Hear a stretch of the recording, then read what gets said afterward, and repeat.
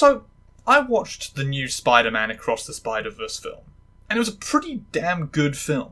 Lots of spider people doing spider things, all that great stuff that we know and love, and of course the return of the beautiful art style that they used in Spider-Man Into the Spider-Verse, a changing art style that varied depending on the character that we were seeing it through. But you know that we wouldn't be here talking about this on this channel if there wasn't perhaps some trans stuff that I wanted to talk about. And that brings us to the Spider-Woman of it all. That's right. Gwen Stacy, or Spider-Gwen, or Spider-Woman, or Ghost Spider, a character who normally ends up getting murked in regular Spider franchises to provide motivation and character for the Spider-Men in her life, something which is kinda cringe, but in her universe, she is the main character, and is actually kind of the main character of this film too, or at least one of the main characters. She's there at the start, and she's almost there at the end. That's a pretty big deal. Now, I ain't gonna explore everything about Gwen Stacy, because that's not what I do, or what we do here. I ain't digging up Gwen Stacy from the old Spider-Man films, I can tell you that much. She mostly gets killed. That's all you need to know. Instead, I want to talk about one specific scene, and the way that it relates to that big old trans topic stuff that we like to discuss around here. Because I want to answer the big question of the moment. The question of, is this a trans thing at all? I'm sure that you've probably seen the soapbox right-wingers with their classical, almost a podcast-style format, but it's just them spamming videos on YouTube with that format instead. Go off on all the ways that this isn't explicit, that she doesn't even say the words, I am one of them there transes.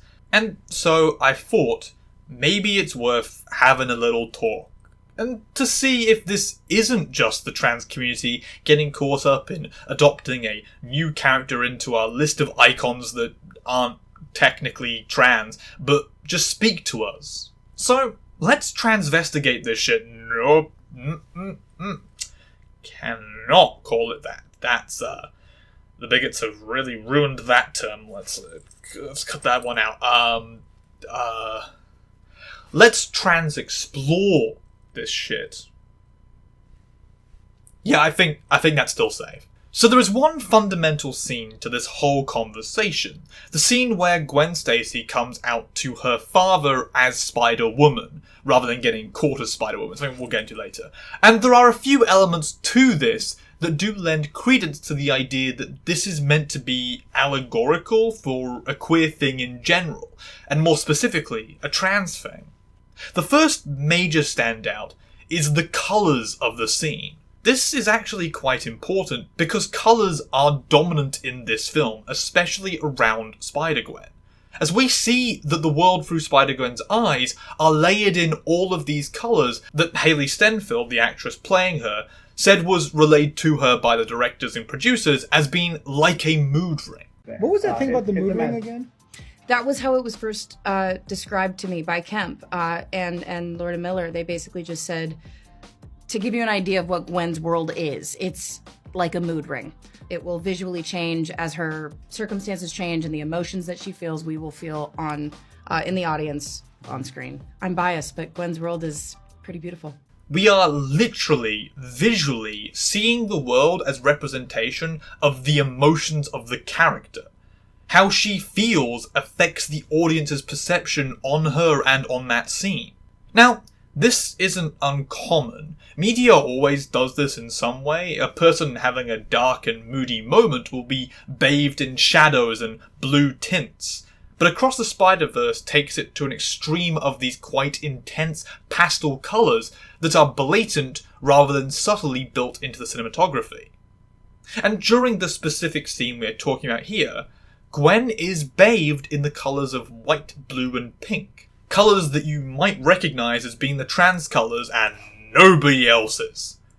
That's not even that much of a joke. They literally are pretty much ours now. In the same way that if you do rainbow colours, people are gonna think it's something that's gay. Blue, white and pink are colours that are going to immediately evoke transgender recognition. Think of Sylveon. And I actually want to mention how those colours do dominate a lot of Spider-Gwen's scenes. The very first time that we get introduced to her world at the beginning of the film, the location and the setting are doused in those colours. The big, bright words splashed on the screen are also in that blue, white, pink tints. And these colours follow Gwen throughout the film. They are her colours when it's her in a scene, and those are her natural colours, especially when she's talking to her father in that home life aspect. Those are the colours that turn up. And it's just that in this coming out scene in particular, that she ends up literally having those colours displayed over her. Her hair is in the exact blue, white, pink trans colours. You know, the dream of every trans person with enough budget to pay for someone to dye their hair like that. The second aspect that adds to this is the text of the scene itself. Is that a lot of the film building to this point is Gwen running from her father and from herself almost this whole time. Discovering early on that her dad can't accept who she is, and then choosing to leave her universe and go into the multiverse as a way of avoiding having that conversation.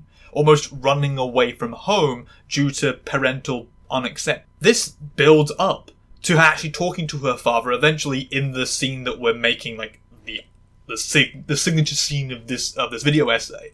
That's built around this idea that she is living a double life. That people can only really know half of her. Her spider friends only really know Spider-Gwen. Her father only really knows Gwen Stacy. And the fact of living that double life is tearing her apart. It's making her feel alone. And she wants her father to accept who she is, but she knows that it's almost impossible because he is a cop and she is a vigilante, and that he has to arrest her. Only for him to then reveal that he quit the force, like, halfway through her big speech about wanting to be accepted. I guess when he says quit in that scene, it's more in the I'm going to do it sense, rather than the I've actually, filed the paperwork sort of version, because, he obviously hasn't quit.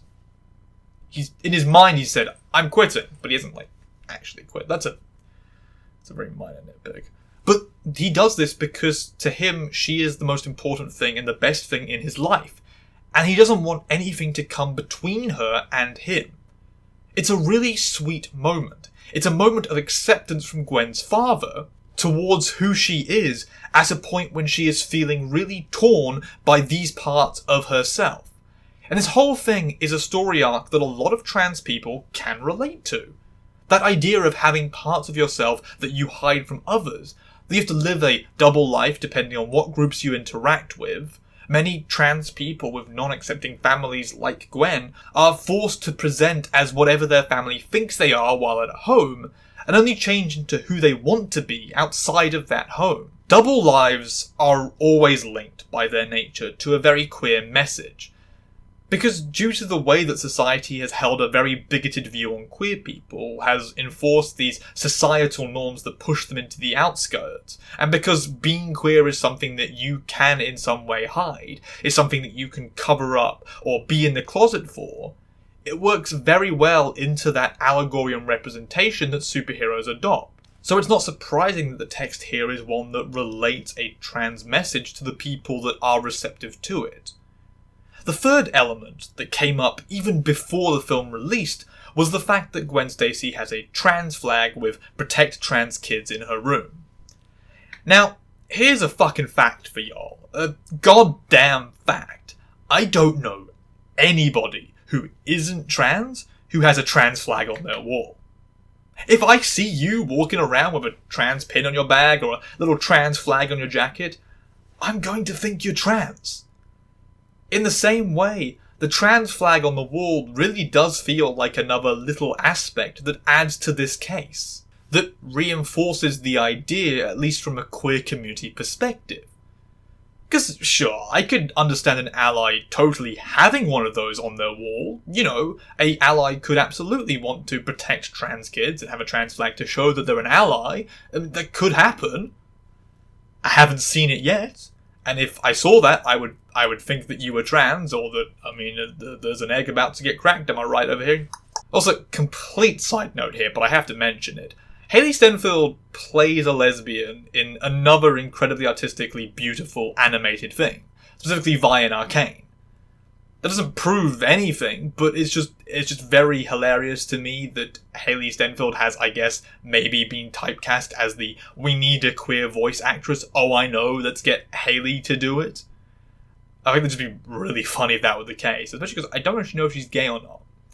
But it's just like, they're like, the studio execs are like, God, we've got a beautiful, this incredible artistically, like, stylistic film or TV show, but there's a potentially queer character. Who could voice this? Haley Stenfield! So those are the pieces that we have to work with.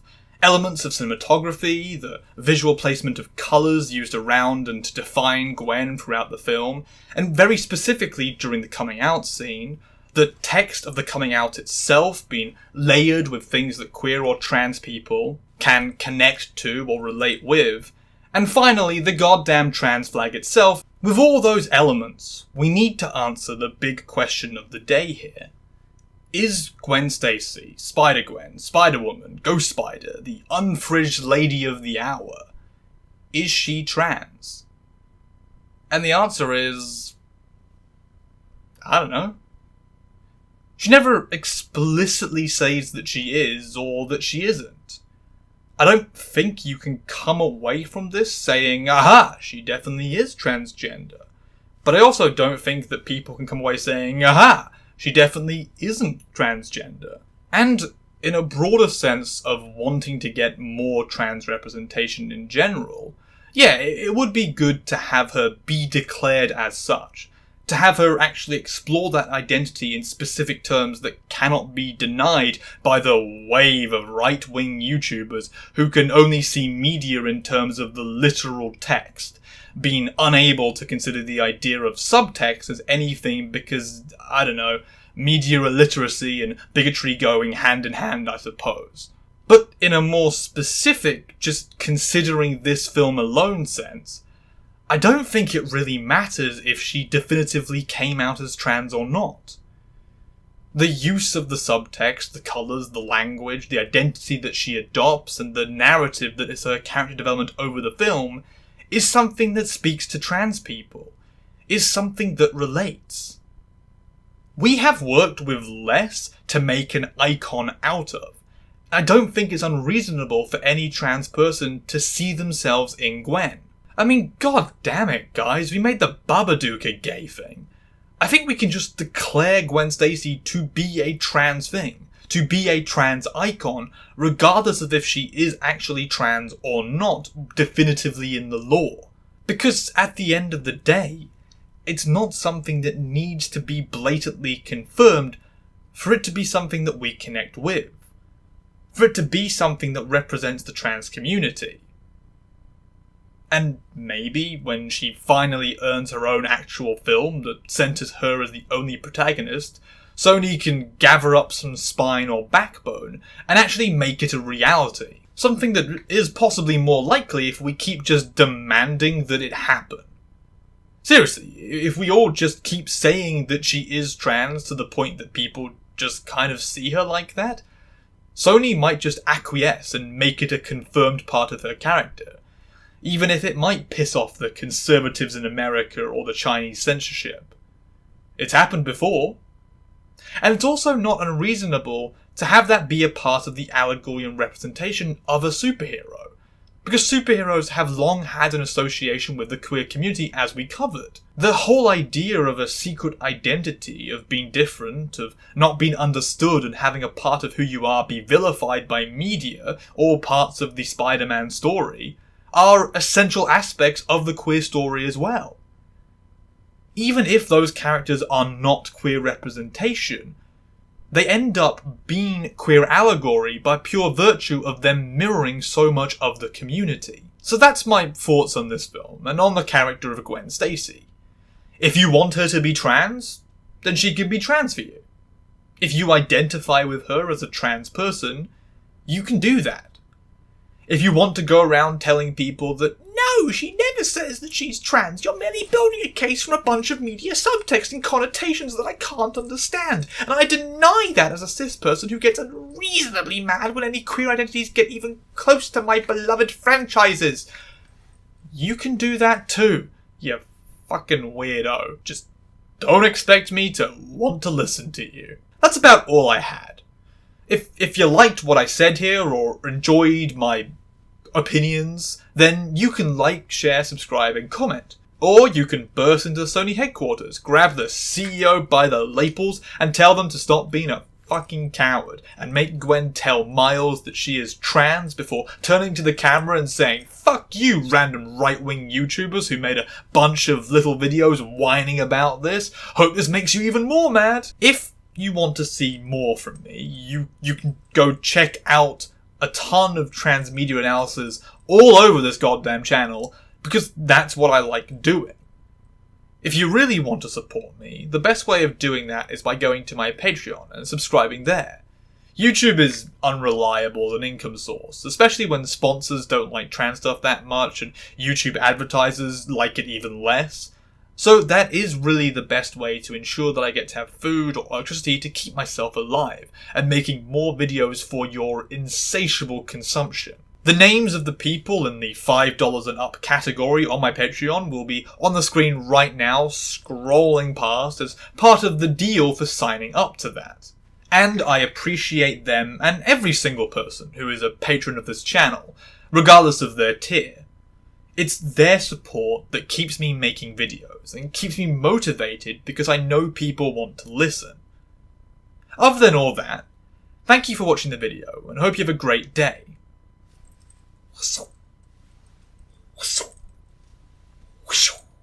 Come on, Sony. You've made Spider-Cat and Spider-Pig and Spider-Mech. Where's the goddamn fucking Spider-Trans already?